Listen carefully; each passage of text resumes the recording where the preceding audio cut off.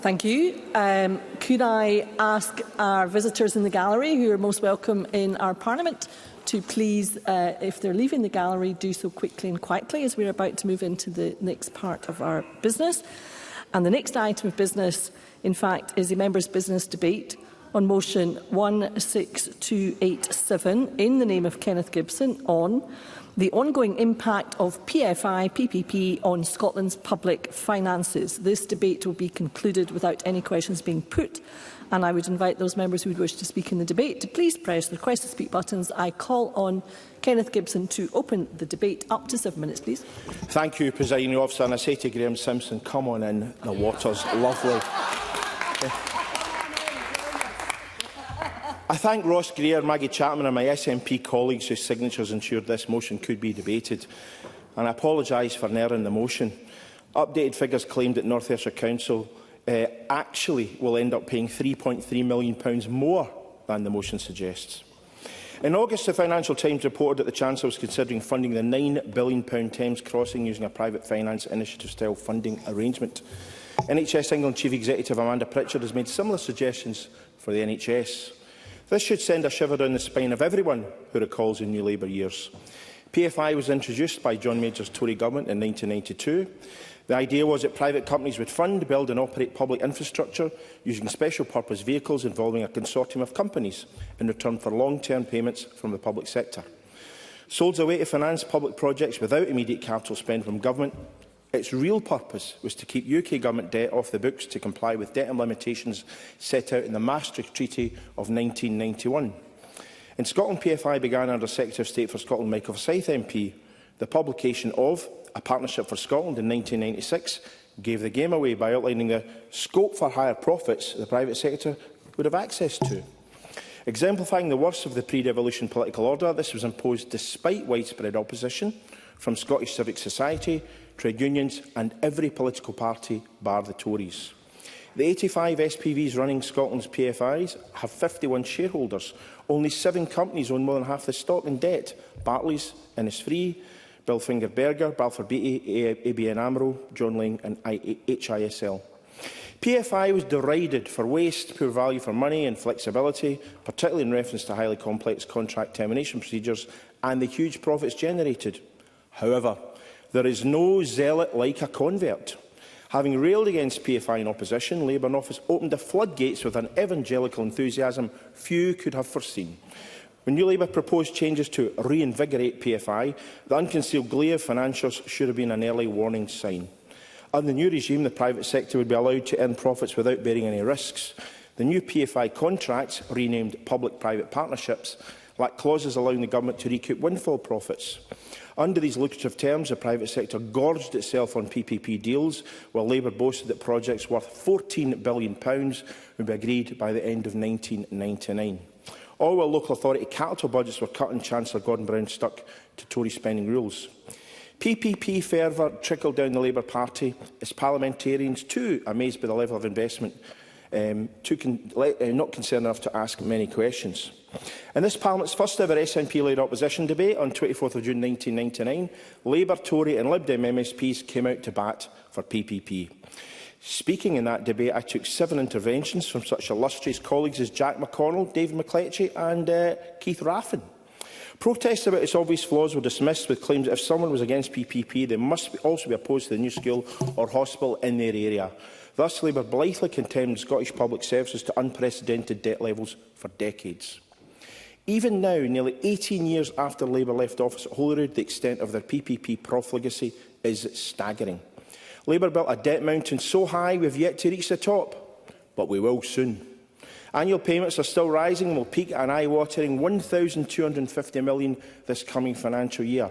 Total remaining PPP debt in Scotland is projected at £12,483 million from 25-26. North Ayrshire Council will have to pay over £16 million next year for North Ayrshire Council will have to pay over £16 million next year for 4 secondary schools built nearly 2 decades ago. Schools that still had snagging problems 2 years after completion. That sum limits the Council's ability to invest in jobs and services, and by the time the contract ends in 2038, it will have cost £443.4 million for schools worth £83 million. Happy to take an intervention. Misha Thompson. I thank the member very much for taking an intervention. He's making a splendid speech. I remember my time in Westminster where Meg Hillier, who was at that point the convener or chair of the Public Accounts Committee, noting that the issue of debt of this type of contracts was primarily to remove it from the balance sheet of UK PLC because neither government wanted the people to know just how broke the UK was. Would you agree with me? Kenneth Gibson. Well, I agree, and I did touch on that earlier in my speech, and I'll touch on it later on. Now, Kilmarnock Prison was built for £32 million when it went into operation in 1999. By the time the contract ended last year, taxpayers had shelled out £367.64 million. The contract for a £45.5 million wastewater project in Leavenmouth required an astonishing £721.2 million in repayments, a shocking 16 times the original cost. PPP remains a millstone around the neck of Scotland's public services. To put its impact on local authority finances into perspective, 31 pence in every pound of council tax raised in North Ayrshire goes towards the council's PPP obligations. And in Inverclyde, Stuart McMillan will be interested to know that it's 45 pence, and in Clackmannanshire, 52 pence in the pound. And as Michael Mara is the only Labour member present in the chamber just now, I will advise that Dundee City, it's 32.4% of all council tax raised will actually go in PPP payments this current year. In many cases, the public won't even own the buildings by the time the contracts end.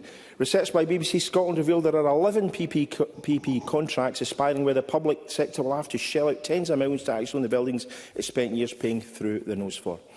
Thankfully, once the government and the SNP took swift action to abolish PPP through the non-profit distribution model, schools and hospital construction projects were financed through conventional means or via the Scottish Futures Trust, with private profits capped at 5% and surpluses directed to the public sector. NPD projects averaged 58% of the repayment costs of a PPP project, most of the costs going on interest payments. Had the projects funded through NPD been carried out under PPP, the Scottish taxpayer have been on the hook for an additional £7,735 million over the life of these contracts. Today's debate is not just a history lesson or a trip down memory lane, it's a warning. While our current Chancellor's CV may not be as impressive as Gordon Brown's, the situation she finds herself in has parallels. A Labour Party which came to power by tacking to the centre and beyond, unsure of what it believes in, promising investment to repair Britain's crumbling infrastructure, balanced against self-imposed fiscal rules aimed at wooing the city. And a large enough parliamentary majority to override scrutiny or backbench rebellions, albeit that 19 newly elected Labour MPs have already been expelled, suspended or resigned. The attractiveness of PFI or PPP to governments looking to keep debt off book diminished as Eurostat rules on accounting for EU member states led to the majority of such projects being classed as public debt. However, post-Brexit, there is nothing to stop the UK deviating from this to reconcile contradictory electoral promises. Presiding Officer, the legacy of PFI and PPP are a stark reminder of the danger of prioritising short-term gains over long-term sustainability. We must never return to the tens of billions of pounds wasted on PFI and PPP deals in Scotland, ensuring that future generations are not burdened with the same mistakes. That Labour would even consider the return of PFI shows they cannot be trusted with Scotland's finances. The UK Government should rule out any return to PFI, and Labour in Scotland make their own opposition crystal clear. Thank you. Thank you, Mr Gibson. And moving to the open debate, I would advise members that we are tight for time given our 2 p.m. start this afternoon, and we must leave sufficient time for security staff to come and clear the chamber. So I must insist that members stick to their agreed allocated speaking time, which is up to 4 minutes. And with that, I call Gordon MacDonald to be followed by Graeme Simpson. Mr MacDonald. Thank you, Presiding Officer. And I thank Kenneth Gibson for bringing forward his motion in order that we could have this important debate on the ongoing cost to the public sector of private finance initiatives, or PFI. First used in 1993 by the Tory Chancellor Kenneth Clarke and in 1997 adopted by Tony Blair's Labour government. Remember, Labour's reasons for adopting PFI was, as stated by the then Chancellor of the Exchequer, Gordon Brown, who struggled to provide a rationale for PFI other than, and I quote, "the public sector is bad at management and that only the private sector is efficient and can manage services well." Well, what's the reality of PFI construction projects here in Edinburgh and for my constituents of Edinburgh Pentlands? The Edinburgh Royal Infirmary was completed in 2003 and was one of the most prominent PFI projects in Scotland. Built at a cost of £184 million, the total cost to taxpayers over the contract's lifespan is significantly higher, with estimates suggesting payments could exceed £1.1 billion by the contract conclusion in 2027. So how's that contract performed? Well, in 2022, NHS Lothian said it was in dispute over the nature and delivery of the maintenance and upgrades required for the hospital. The issues placed on NHS Lothian's risk register warned that there is, and I quote, risk that facilities in the Royal Infirmary are not fit for purpose because of a failure to carry out required life cycle works and maintenance of the estate. The risk register lists heating, ventilation, water, window maintenance as some of the life cycle works that could present a problem.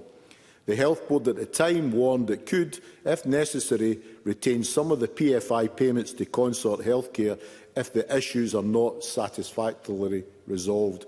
However, the complicated deal for the hospital means that NHS Lothian will in 2027 enter a secondary contract period potentially lasting until 2053, where it will still pay a management charge to Consort Healthcare. Presiding officer, then there is the Edinburgh Schools debacle. In the late 1990s, Labour-run Edinburgh City Council embarked on a massive school rebuilding and refurbishment programme under PFI. The total capital cost for the project was around £140 million. The PFI deal was structured over a 30-year period, with the total cost over the life of the contract projected to be much higher, with estimates at well over £500 million when factoring in maintenance, operation and finance charges. In January 2016, during a storm, 9 tonnes of masonry fell as a gable end collapsed at Oxgangs Primary School in my constituency. Fortunately, no pupils or teachers were injured. This resulted in 10 primaries, 5 secondaries and 2 additional support needs schools being closed, impacting the education of around 7,600 pupils because of concerns over the standard of construction across the city. The impact of these PFI projects in Edinburgh have been criticised for their inflated costs to the public sector, often much higher than if the project had been constructed using public borrowing and public procuring. It's reported that Rachel Reeves may again be considering PFI.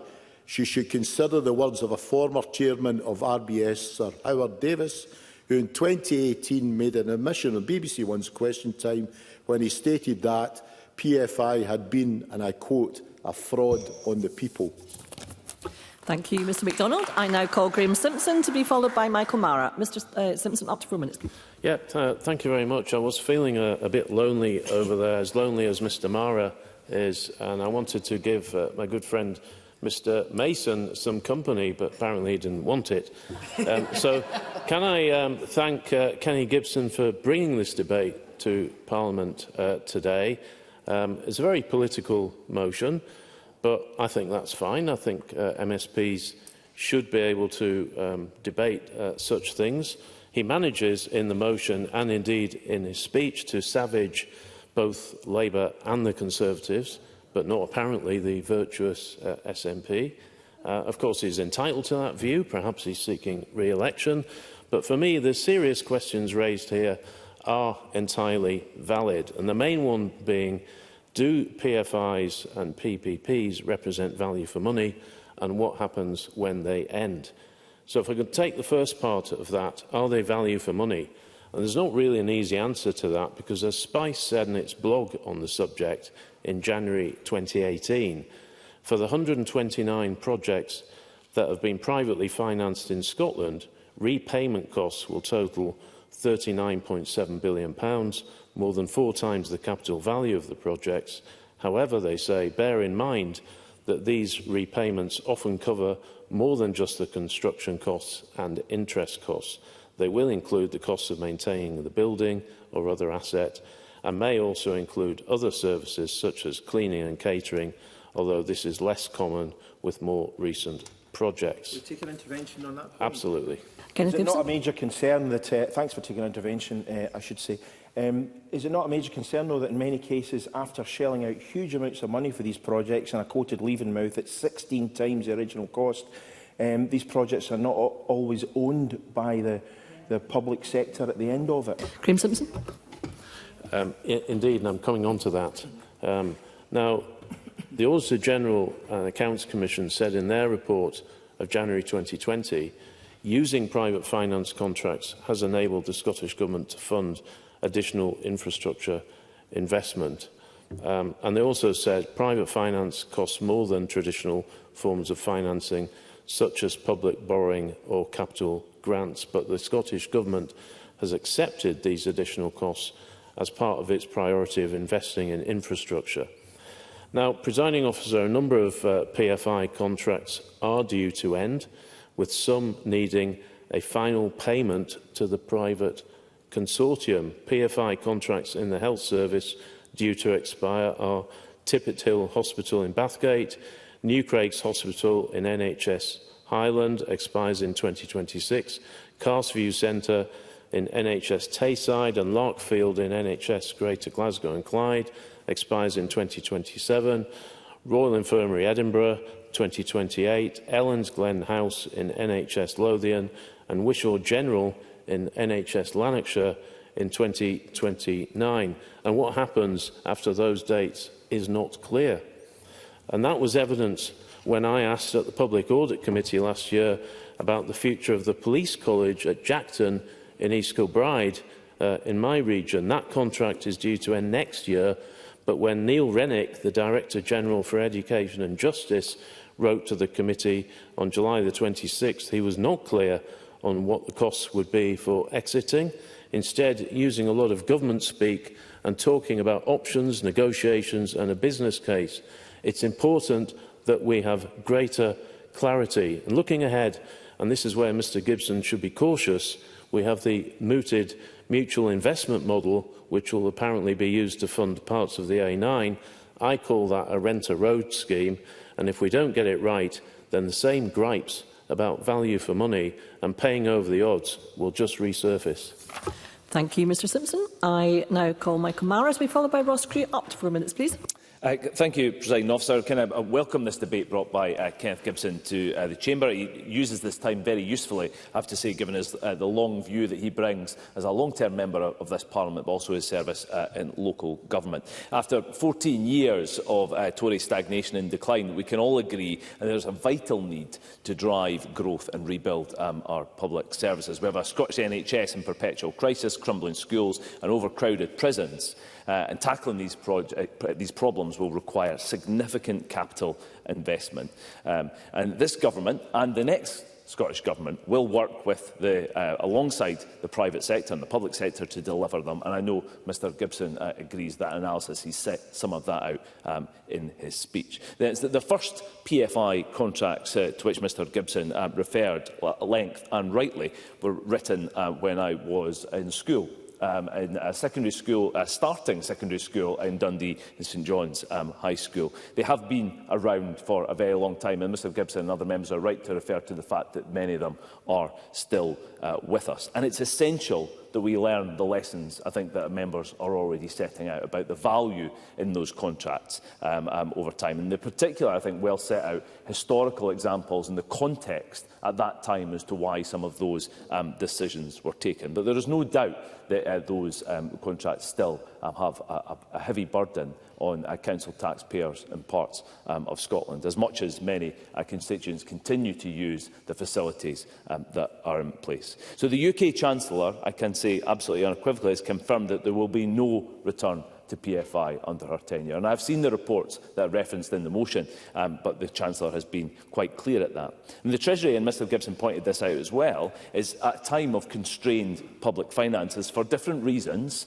in regards to the advent of the UK Labour Government in 1997, has to make sure that we can get public finance off the ground to make sure we get key projects working and get the economy growing. And again, that's an agenda, I think, that many people would agree with. And it is right, although, that we do draw that distinction between those original early PFI arrangements from a generation ago, and it is a generation ago, and the subsequent arrangements between public and private sectors to bring capital investment to the table. The non-profit distribution model is a variation on that core principle. And it has to be said the SNP government's involvement in those public-private arrangements dwarfs that of the previous Scottish Executive on the basis of longevity alone. And no SNP member can credibly claim that the dealings of this government with the private sector have been trouble-free. We should be honest about that, from Ferguson Shipyard, the Lochaber smelter, and now a private company suing the Scottish Government for the disastrous mishandling of this administration of the DRS scheme. The taxpayers on the hook for hundreds of millions of pounds. But we also have to think about this government's chronic failure to deliver major capital projects, shedding some light on the chamber clearly at the moment for everybody's benefit. The A9 remains something of a Sisyphean task for this government, although, to be fair to Sisyphus, at least he was doing something. Barlinnie's replacement is now costing 10 times the original estimate. NHS capital projects are frozen with no clarity for patients or staff as to when major projects will even begin. And the Scottish Government's capital spending plans, crucially first promised, Presiding Officer, in December 2023, have still not materialised. So yes, crucially the manner in which these things are done is hugely important, but actually doing them would be a start. Thank you, Mr Barrett. I would advise members we are looking into the sudden increase in the light in the chamber, and hopefully we can resolve that. I call Ross Greer to be followed by Marie McNair. Up to 4 minutes, please. Thank you, Presiding Officer, and my thanks to Kenneth Gibson for giving us the opportunity to debate the issue of PFI legacy debt today. Being generous, PFI was introduced by governments for the right reasons, or at least with the right motivation behind it, a need to improve our public infrastructure, schools, hospitals, etc. And it certainly compares well to what we've just seen under 14 years of Conservative governments, slashing capital budgets, a huge decrease in investment in our national, both public and private, infrastructure, and all the economic damage that came about as a result of that. But it has left us with a heavy burden. In 2023, it was reported that there will be £8.5 billion paid for £2.9 billion worth of infrastructure in Scotland. The English NHS will pay back £80 billion for £13 billion of infrastructure. That's according to the IPPR. And it's not just a case of a transfer of money from the public to the private sector. Much of this money has been transferred out of Scotland and out of the UK entirely. There's a huge amount of evidence showing PFI profits being offshored into tax havens. So there is no benefit to the UK economy whatsoever, not even to private businesses based here. In 2019, the then First Minister, Nicola Sturgeon, announced that the government would consider setting up a national infrastructure company as one of the ways to move away from that model. And the Infrastructure Commission for Scotland were tasked with considering this, but in the end they recommended against it. But we do need an alternative. We need to look at how we can fund this critical infrastructure. Giving the Scottish Government the same prudential borrowing powers that local councils have would certainly help, but of course any borrowing does result in a debt that needs to be paid. And in 2019, at the same time as the then First Minister made that announcement, Parliament also passed the Planning Act. And as part of that Act, it created a power to allow local government to levy an infrastructure charge, an infrastructure levy, against private housing developers. If they were to profit from the creation of large numbers of houses, then it was only right that they make a contribution towards the local services, like schools, like health centres, that would be required to create that community. So I was disappointed when the government announced last year that the introduction of the infrastructure levy power was being dropped, though I am grateful to the Public Finance Minister for his offer to meet with me to discuss this, because I don't think the existing Section 75 contribution arrangements are in any way adequate. That's why we as Parliament agreed in 2019 to introduce that power to fund that critical local infrastructure. There are other ways that we can address this, though. We could make existing processes more efficient. So I think there's a lot to learn from the Learning Estate Improvement Programme, for example, the collaboration between Scottish Government and local government, having that central resource for local government to help them manage projects at every stage, from the design, the financing, the management of construction, then the management of the asset. That would be incredibly helpful to councils who cannot ever realistically have all the skills and expertise they need for these projects in-house. And I do recognise that when the SNP came in, they tried the non-profit distributing model. I'm not quite as positive about that as Mr Gibson. Again, I think it was well intended, but Dumfries Hospital is a good example of it not really working in practice. It has not effectively capped those profits. Now, many PFI contracts do have punitive clauses contained within them. We've heard that already from Mr Simpson. Not all, though. In 2004, the then Scottish Executive did end the Skye Bridge contract and bring that back in. So I would, in closing, ask the Scottish Government if they would work with local authorities to review which PPP contracts could be brought back in or could be cancelled early at reasonable value to money for the taxpayer. This was done in Greece off the back of their financial crisis in 2015 with some of their odious debt. There's no easy way out, but we do need to reduce the toxic legacy here and to be honest about how we develop the alternatives to pay for the infrastructure that we all agree is required. Thank you, Mr Greer. I now call Marie McNair to be followed by Colette Stevenson. Up to 4 minutes, please. Thank you, Presiding Officer. I'm grateful to my colleague Kenny Gibson for securing this important debate. And like me, Mr Gibson has concerns about the negative impact that PPP and PFI burden has inflicted on the public sector. It's yet another real example of Labour's desire to replicate Tory party policy. Presiding Officer, this debate today serves as a stark reminder of why the Labour Party cannot be trusted to manage Scotland's finances. PFIs and PPP have left a harmful and lasting legacy in Scotland, first introduced under the Tory Westminster government in 1990 and fully embraced by the successive Labour governments in Westminster and Holyrood. These were posed as effective solutions but have instead burdened Scotland's public services and taxpayers with unsustainable financial sums for decades. According to Professor Kieran Conley, they have produced projects with assets worth £60 billion, which are costing the taxpayer £170 billion. That's a gap of £110 billion between the assets are worth and what the taxpayer is paying for them. Costs obviously end up getting passed on to the taxpayer, which, according to Professor Conley, can constrain what authorities such as the NHS can spend on essential services, forcing them to reduce budgets accordingly. And it's also created pressure to reduce project costs, leading to poorer infrastructure. And this also impacts on local council budgets. In my own area of Clydebank and Mulgai constituency, 37.9% of all council tax in East Dunbartonshire and 41.2% of council tax in West Dunbartonshire goes to PPP payments. Labour's financial mismanagement has led to severe consequences, and their wasteful PFI deals have footed a £30 billion repayments bill on Scottish taxpayers, forcing us all to pay many times more than the original cost of the projects. The funds used to pay for these agreements would have been much better spent on our public services to support education or to tackle child poverty. Instead, it was left to the SNP to fix Labour's mess, and under the SNP Scottish Government, we moved away from this model to a model which, importantly, does not see the surpluses going into the pockets of big investors, as Labour allowed.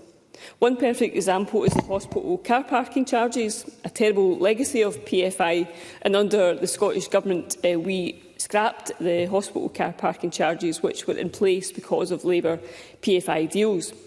Scotland continues to pay extortionate amounts for Labour's incompetence, with the figures in 2023 shows that the amount still owed under PPP for hospitals and schools is still £15.4 billion, not even half of Labour's eye-watering total PPP bill. Presiding Officer, these contracts are not just an enormously expensive way to borrow, but they're often inflexible. A 2019 report by JPI Media Investigations found that schools, hospitals and police forces have been locked in the iron grip of contractors, paying extortionate extra charges. Examples within this report found the school being charged £25,000 for 3 parasols and a hospital trust paying £5,500 for a new sink. These contracts are extremely profitable to the private sector, but not for the taxpayer. So nearly 18 years after Labour were kicked out of office in Scotland, we are still paying that heavy price for the disastrous PPP contracts. The Scottish taxpayers have had to shell out enormous sums of money above the actual cost of projects, all while PPP contractors hoard huge profits. In conclusion, Presiding Officer, it's quite clear PPP contracts have been disastrous for Scotland's public finances. So it is welcome that the Scottish Government recognise these options for what they are, extremely poor value for money, and something that is certainly not in the best interests of the Scottish people. Thank you. Thank you, Ms McNair. I now call Colette Stevenson to be followed by Christine Graham. Up to 4 minutes, please. Thank you, Presiding Officer, and I'm very grateful to Kenneth Gibson for bringing this debate today. PPP and PFI are long-term contracts where public sector organisations pay annual charges to private companies for capital projects like schools and hospitals. These schemes were introduced by the Conservatives but enthusiastically rolled out by previous Labour governments. And with the Scottish Government continuing to face the most challenging financial situation since devolution, it is right that we look at the drain of the repaying dodgy PFI deals. Labour have not been in government in Scotland for 18 years, yet Scotland's public services have been saddled with well over £14 billion in repayment charges since Labour left office. Indeed, as Mr Gibson's pointed out, a shocking £1.25 billion will be repaid in PFI and PPP charges by Scotland's public services in 2025-26. Over the years, private companies benefiting from these deals have distributed hundreds of millions of pounds in dividends to investors from their huge profits, diverting cash from frontline health, education, transport and justice services into the pockets of investors. So, focusing on East Kilbride, Hairmyres Hospital was rebuilt over 20 years ago with a capital value of £68 million. Yet this year alone, NHS Lanarkshire will pay around £27 million in PFI charges for Hairmyres. That is enough money to pay the salaries of around 850 new nurses. Shockingly, this deal is a 31-year contract, and overall it is estimated that repayments will total around £700 million for Hairmyres, over 10 times the original capital cost, and an absolute disgrace. And it is not just the NHS that is saddled with large payments. South Lanarkshire Council is paying around £43 million this year. Yeah, happy to take it in. Graham Simpson. Can I thank Colette Stevenson for taking the intervention? Does she agree with me that we need much greater clarity on what is going to happen when these deals expire, including for the large number of health service facilities? Colette Stevenson. Okay, thank you very much for that intervention. And yeah, indeed, I wholeheartedly agree that we do need more information in relation to when the contracts, particularly given the scale of the money that we're talking about here as well. So thank you for that. So again, in this year in charges for some schools, with almost 32.7% council tax receipts going towards as well PPP. And but over the 30-year contract as well, the council will pay back an estimated £1.25 billion. And it's on its website, the Labour-run council boasts that it is among the biggest UK-wide education public-private partnerships. But perhaps it should be straight with the public when talking about local government financing. Dodgy Labour decisions of the past are an ongoing drain on public finances, and it gets worse. Despite warnings at the time that capacity would be an issue, the decision to merge 6 of East Kilbride's high schools into 3 super schools as part of this costly initiative is now having to be rectified, with more money to be spent expanding St Andrews and St Bride's High School. To conclude, Presiding Officer, Labour's obsession with PPP and PFI is reckless. Despite not being in government in Scotland for 18 years, these deals have had and will continue to have a huge impact on public services. Councils, health boards and other public bodies are on average paying back more than 3 times the original capital cost to private companies on long-term deals. But in East Kilbride, the Hearmyres Hospital deal offers a 10-fold return to investors.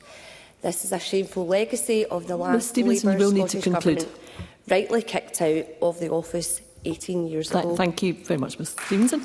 And I call our final speaker in the open debate, Christine Graham. Up to 4 minutes, please. Thank you very much, Presiding Officer, and I congratulate my colleague on securing this debate. PFI, if you mention this to the public, will not mean much, but it matters.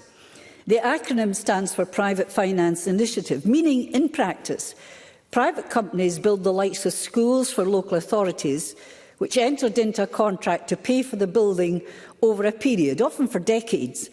And this is key. Ownership only passing, generally speaking, contracts do vary, to the Council at the end of the contract.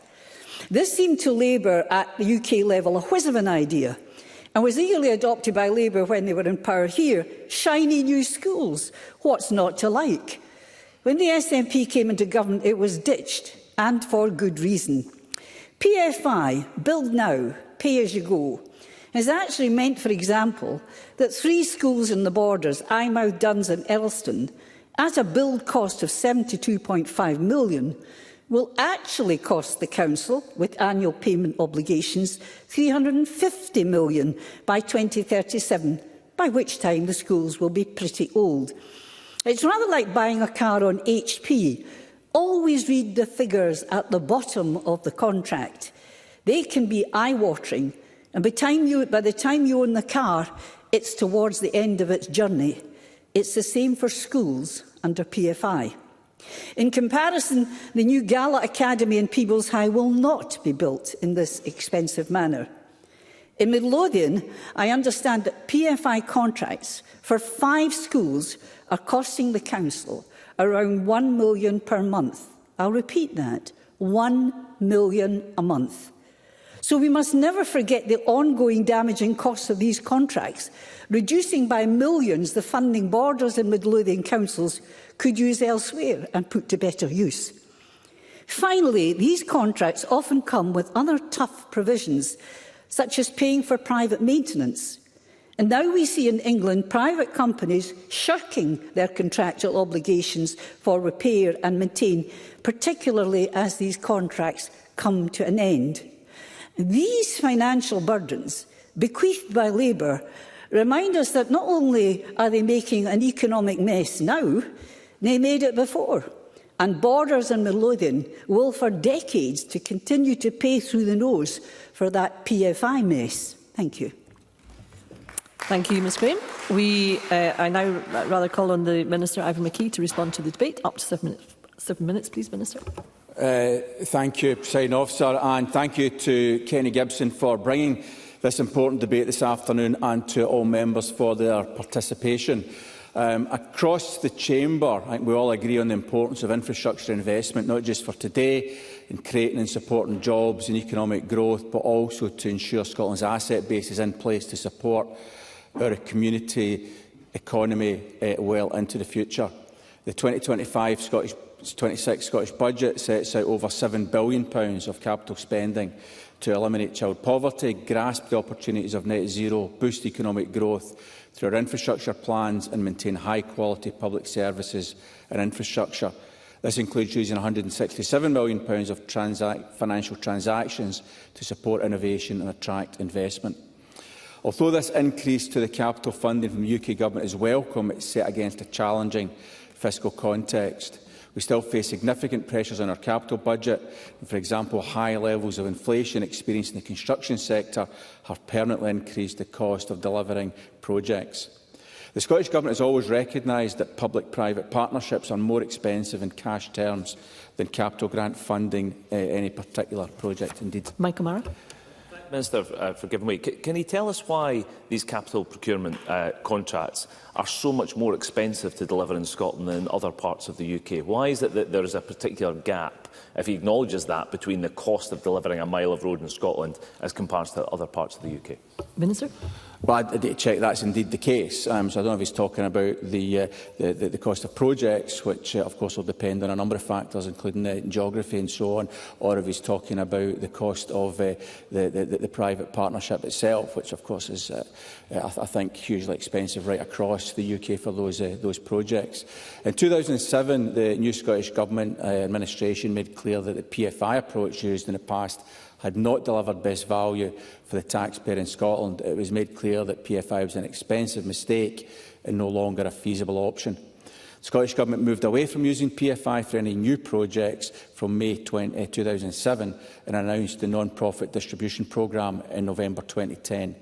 Prior to the NPD programme, the NPD model had been developed as an alternative to PFI in Scotland, and 5 earlier NPD-type contracts were signed between 2005 and 2010. The NPD model was further developed by the Scottish Futures Trust, who also managed the NPD programme, and it's delivered through 2 channels, NPD itself and the Hub, between 2010 to 2021, when the last project became operational.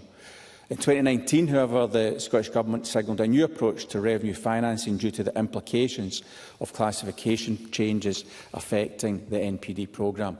The classification changes meant that the revenue-funded NPD and hub models were to be classified to the public sector and subsequently no longer provided additionality. Revenue-funded NPD and hub models have not been used for any new project since. The only private finance approach currently available is the mutual investment model, which will be considered alongside a range of other financing approaches. We've always been clear about our concerns about the flexibility and value for money offered by historic PFI contracts. That's why we brought them to an end. The PFI contracts that remain operational are often complex and need active management, which this Government remains committed to doing. The termination of any PFI contract, I'll just come on to this point, the termination of any PFI contract, however, is a matter for the public sector body that awarded it. PFIs are long-term contracts where risk and reward are set at the outset. Early termination can be a complex and expensive process, and the costs of breaking long-term contracts are substantial, and each authority would require to consider value for money in that context. As a Government, we are committed to ensuring that contractual obligations are delivered and that contracts are as affordable as they can be. And that's why we asked the Scottish Futures Trust to support public bodies to optimise value for money for their PFI contracts.